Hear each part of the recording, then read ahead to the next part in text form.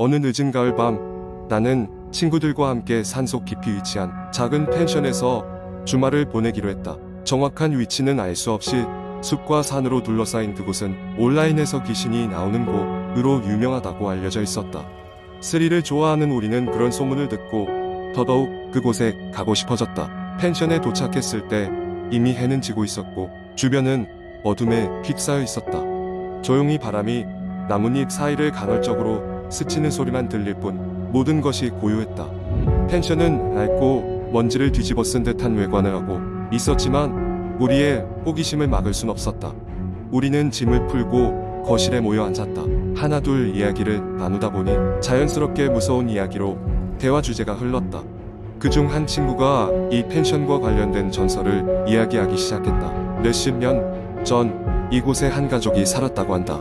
그들은 평범한 가정이었지만 어느 날 밤 그들의 딸이 돌연 실종되었다. 경찰과 수많은 인력이 수색에 나섰지만 그녀는 흔적도 없이 사라졌다. 그 후 가족들은 이곳을 떠났지만 딸의 영혼은 여전히 이곳을 떠돌고 있다는 것이었다. 우리는 그 이야기를 들으며 괜히 서로를 겁주기 위해 장난을 치기 시작했다. 그러던 중 누군가 위층에서 발걸음 소리를 들었다. 처음에는 바람 때문이라고 생각했지만 분명히 반복적인 발소리가 들렸다. 한 친구가 불안한 눈빛으로 말했다. 누가 올라가 볼래? 우리 중 누군가가 장난치는 거면 빨리 확인하는 게 좋겠어. 어쩔 수 없이 내가 자원하여 손전등을 들고 계단을 천천히 올랐다. 한 걸음 한 걸음 오를 때마다 삐걱거리는 소리가 귓가를 스쳤다. 위층에 오르자 적막함 속에서도 누군가가 나를 보고 있는 기분이 들었다. 그러나 복도에는 아무도 없었다. 다시 한번 발소리가 들리길래 나는 그 소리를 따라 가장 끝에 있는 방으로 다가갔다. 방문을 열었을 때 차가운 공기가 내 얼굴을 스쳤다. 나는 손전등을 켜서 방을 살펴보았다. 그때 갑자기 방 한쪽 구석에 놓여있던 인형이 혼자서 쓰러졌다. 심장이 절렁 내려앉았다. 인형을 확인하려고 다가가던 찰나 누군가 내 이름을 부르는 소리가 동시에 들려왔다. 뒤돌아보니 아무도 없었다. 순간적으로 나는 공포에 사로잡혀 방을 나오고 싶었지만 호기심이 발걸음을 멈추게 만들었다. 다시 한번 방을 천천히 둘러보다 보니 벽에 걸려있던 낡은 사진 속에 한 소녀가 서 있었다. 그리고 그녀의 눈은 마치 나를 바라보고 있는 것처럼 느껴졌다. 소름이 돋은 나는 서둘러 문을 닫고 친구들이 있는 거실로 돌아갔다. 거실에 들어서자 친구들이 웃으며 말했다. 너 얼굴이 하얗게 질렸어. 무슨 일이라도 있었어? 나는 짧고 빠르게 방에서 겪었던 일을 이야기했다. 친구들은 처음엔 웃었지만 내 이야기가 끝날 무렵엔 웃음을 멈췄다. 모두가 고요해진 사이 갑자기 전기가 나가서 방은 암흑에 휩싸였다. 우리는 서로를 부르며 손전등을 찾아 켰다.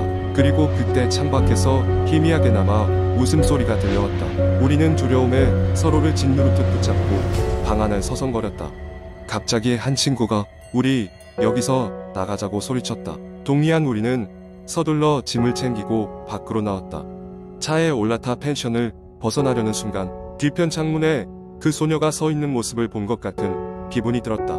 펜션에서 도망친 이후 우리는 더 이상 그곳에 관한 이야기를 꺼내지 않았고 그날 밤의 일들은 모두의 기억 속에서 희미해져 갔다. 그러나 가끔씩 내가 혼자 있을 때면 등 뒤에서 누군가가 내 이름을 부르는 것 같은 기분이 들곤 한다. 그날 밤의 진실은 아무도 알지 못하지만 그 경험은 내게 있어 잊혀지지 않는 공포의 기억으로 남아있다. 두 번째 이야기. 어느 흐린 가을날 대학생인 수지는 평소처럼 수업을 마치고 집으로 돌아가고 있었다. 최근 며칠 동안 그녀는 밤마다 반복해서 악몽을 꿨다. 꿈속에서 수지는 알 수 없는 긴 복도를 혼자 걷고 있었고 뒤에서는 무언가가 쫓아오는 듯한 느낌이 들었다. 이상하게도 그 복도는 끝이 있을 것 같은데 끝없이 이어지면서 점점 어두워졌다. 그리고 그 꿈의 끝자락에는 언제나 귀가 들리지 않을 만큼 크게 떨리는 속삭임이 들려왔는데 내용은 알아들을 수 없었다. 집으로 돌아오는 길에 수지는 꿈속의 복도와 어딘가 비슷한 느낌이 드는 오래되고 인적 드문 골목을 지나치게 되었다.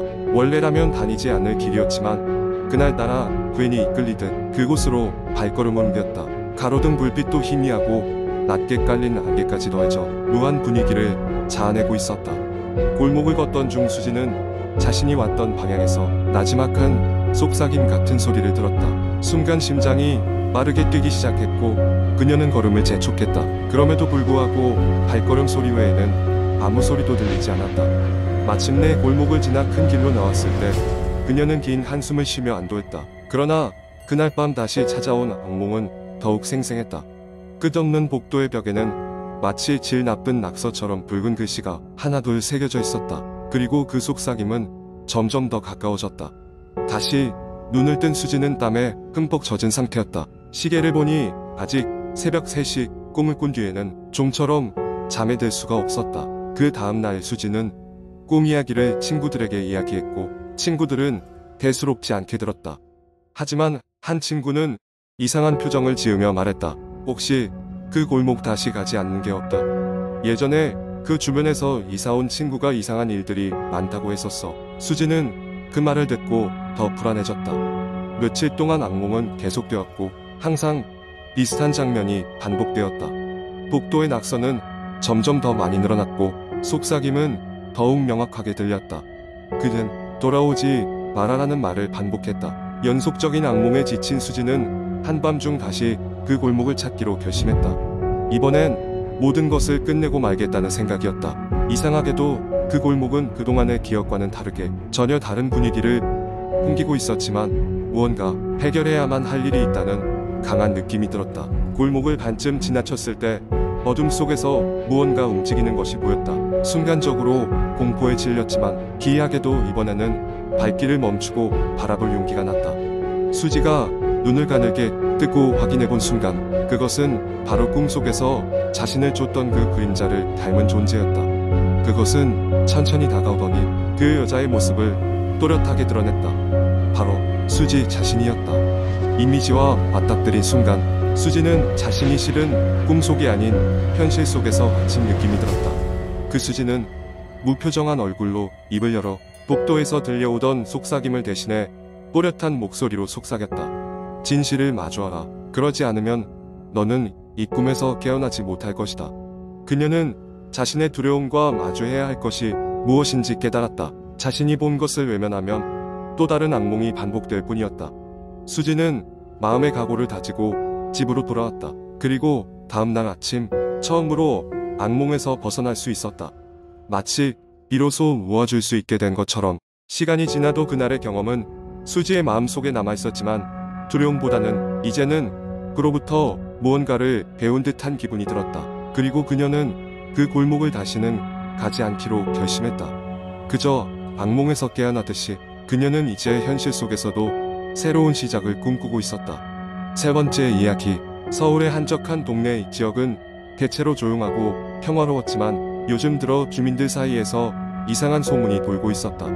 소문의 근원은 한 오래된 주택이었다. 그 집은 동네의 다른 집들과 달리 항상 문이 닫혀 있었고 낮에도 커튼이 드리워져 있어 내부를 엿볼 수 없었다. 이야기는 이렇게 시작된다.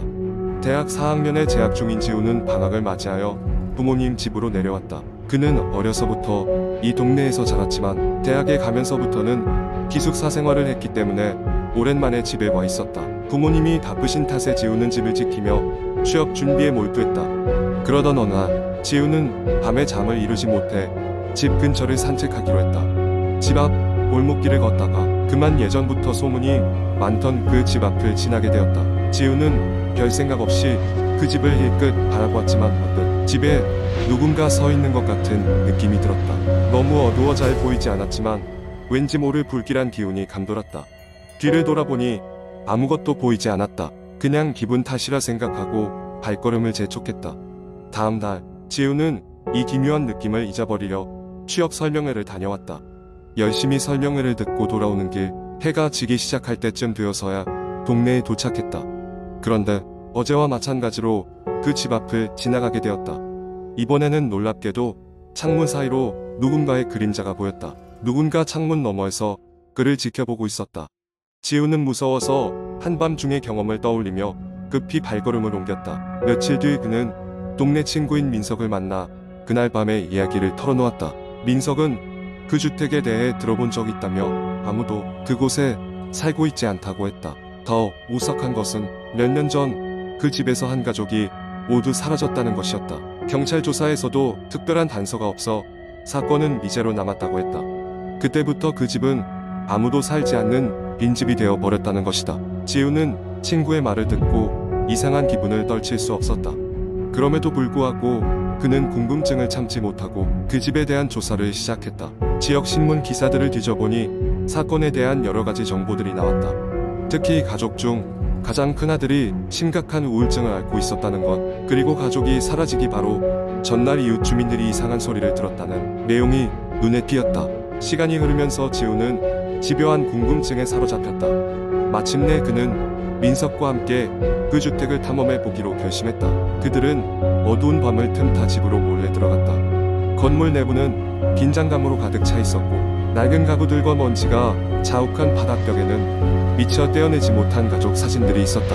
둘은 계속해서 집 내부를 조사했다. 조용한 거실, 아무도 없는 부엌, 그 스스한 계단을 지나 2층에 도착했다. 모든 방은 닫혀 있었고 그 중심에 있는 큰 방은 거부할 수 없는 기운이 맴돌았다. 문을 열었을 때 그곳은 텅 비어 있었지만 그 순간 지우는 낯선 기운을 느꼈다. 방 안에는 아무도 없었지만 창문에 비치는 그림자 속에서 그날 보았던 그림자가 떠올랐다. 그리고 갑자기 문이 쾅 닫히며 방 안에 갇혀버린 것이다. 분명히 아무도 없었는데 그들은 서로의 눈을 마주쳤고 순간적으로 공포에 찔렸다. 공포에 찔린 지우가 문을 열기 위해 애썼고 그 과정에서 뭔가 싸늘한 기운이 그의 손끝까지 스쳤다. 민석도 같이 힘을 보태자 문은 마침내 열렸다. 급히 방을 빠져나온 그들은 더 이상 그 집에 머물 수 없음을 확신하고 황급히 밖으로 빠져나왔다. 집으로 돌아온 후 지우는 그날의 일을 절대 잊지 못했다. 그리고 그 사건 이후 더 이상 그 주택 근처에는 가지 않기로 결심했다. 두려움은 가시지 않았지만 시간이 흐르며 조금씩 일상을 회복할 수 있었다. 흉흉한 소문과 미스터리한 사건이 얽혀 있는 그 집은 여전히 주민들을 불안하게 만들었고 사람들은 그곳에 대해 이야기하는 것을 피했다. 그러나 그 이후로 그 집 앞을 지날 때마다 지우는 어딘가에서 그 그림자가 자신을 지켜보는 것 같은 기이한 느낌을 떨칠 수 없었다. 그리고 다시 시간이 흐르자 또 다른 무모한 젊은이들이 그 집에 대해 관심을 갖기 시작했다. 미스터리는 여전히 살아남아 동네 어귀마다 속삭임처럼 전해졌다. 지금도 그 주택은 조용히 자리를 지키고 있다. 그 속엔 과연 어떤 비밀이 숨겨져 있는 것일까?